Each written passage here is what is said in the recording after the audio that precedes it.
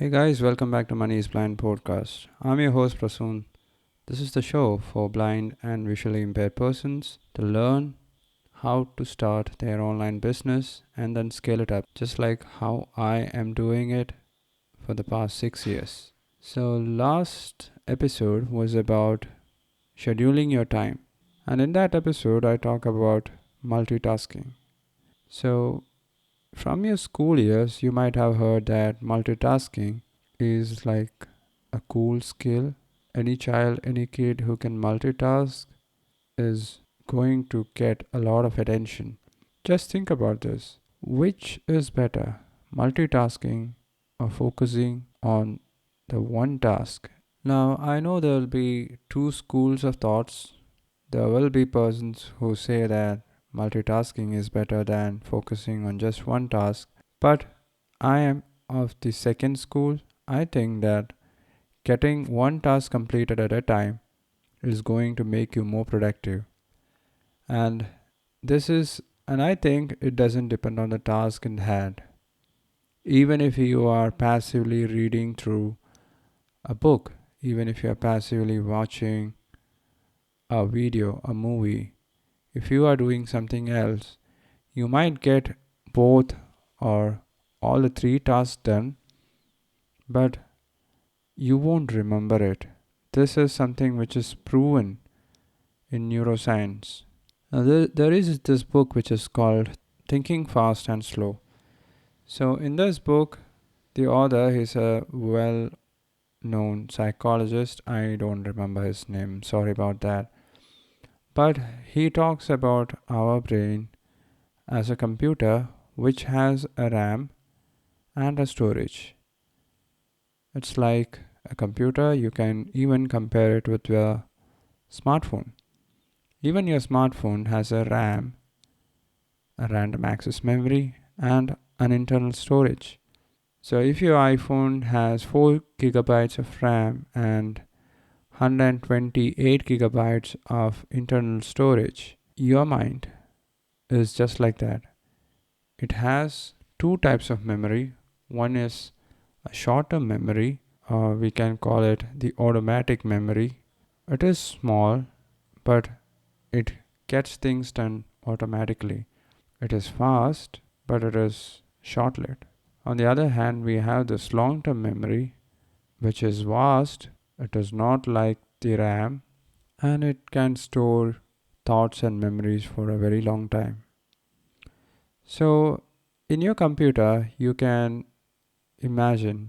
just think about your RAM as this short term memory for your passwords, your cookies, your browsing data, the information, the data about all the apps that are open at that time, that session, everything gets stored in the brightness level of your screen, the volume level of your speakers, the fact, the switch, whether Wi-Fi is on or off, which IP address is the Wi-Fi connected to, the Bluetooth connectivity, everything gets stored in the RAM. And when you turn your computer to sleep or when you lock your smartphone, all these little minute details, these are stored in the RAM, because once you wake your computer back again, these details needs to be accessed instantaneously, and that can be done only from the RAM. Suppose it is stored in the internal storage, it will take a longer time to reboot.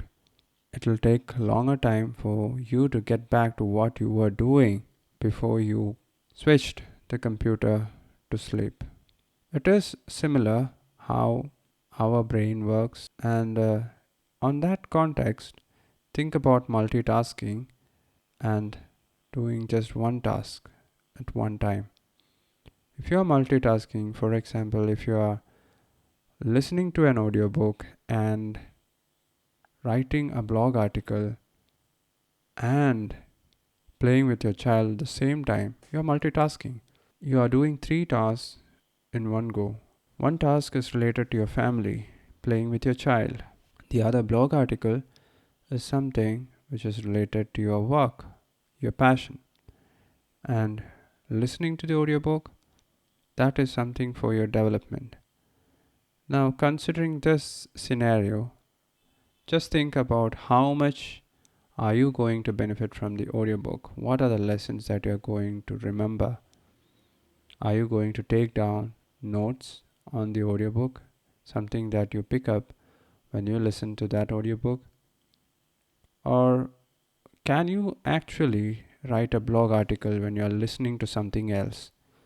If it is the same subject, you can do it, but you will have to pause or stop the audiobook and then complete the sentence, because writing a blog article is building new words, creating new words, and threading those words together in a sentence and threading those small sentences in a paragraph. And that is language. It takes a considerable part of your brain to work. Many neurons are firing up, they are working at their max potential for you to write a 300 words blog article. And what about playing? You might be doing that passively, but what about the quality of all these three tasks? Would you be satisfied with the audiobook? Would you be learning something new? Will you be satisfied with the blog article? Or if you're writing it for someone else, would they be satisfied? You will have to spend more time in that blog article, and you will have to go listen to that audiobook once more time. And your child, your kid, of course, he will start complaining.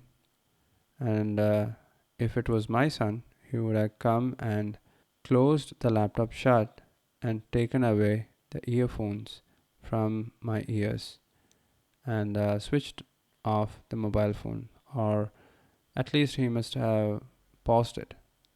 So that is what happens when you multitask. I'm not don't consider this as the only example. I know very efficient multitaskers. I know persons who can do it efficiently, but most of the persons are not like that. And I believe that if you are multitasking, the quality of work that is getting done, all the tasks that are getting completed, even if that happens, it will be less compared to the situation when you do each and every one of that task individually. If you can focus on one task at a time and then try to complete that task in hand, you will be able to do a much better job. So this topic just came up because I got a comment from one of the listeners regarding multitasking being better than focusing on just one task. So there is scientific evidence behind this stuff. And in case you missed it, I'm a person of science, and everything that science proves, anything that evidence, scientific evidence is there, and anything and everything for which scientific evidence is there, I'm with it. So think about it. If you have other arguments, just send it over to me by visiting moneyisblind.com. There's a contact form over there. And by the way, if you want to get newsletters from me on a monthly basis right now, you can sign up for the newsletter as well.